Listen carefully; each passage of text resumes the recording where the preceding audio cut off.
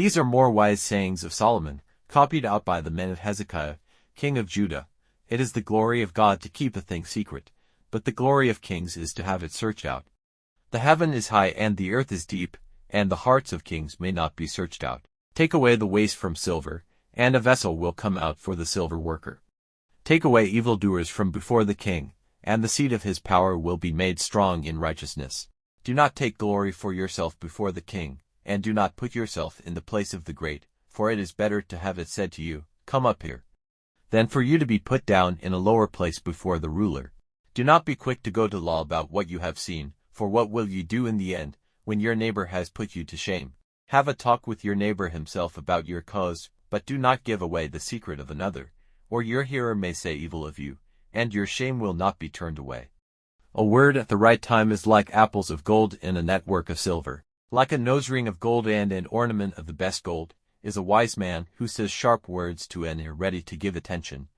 As the cold of snow in the time of grain cutting, so is a true servant to those who send him.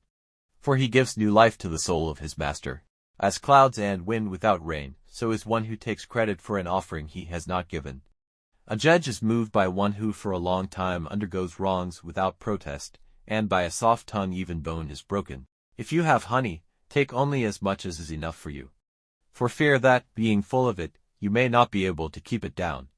Let not your foot be frequently in your neighbor's house, or he may get tired of you, and his feeling be turned to hate. One who gives false witness against his neighbor is a hammer and a sword and a sharp arrow.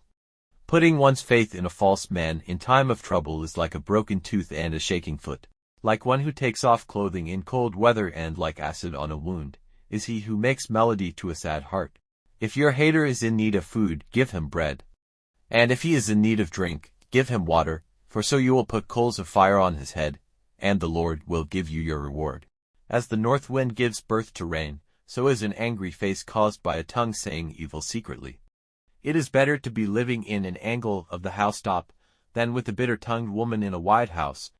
As cold water to a tired soul, so is good news from a far country. Like a troubled fountain and a dirty spring, is an upright man who has to give way before evildoers.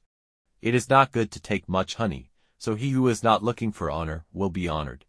He whose spirit is uncontrolled is like an unwalled town which has been broken into.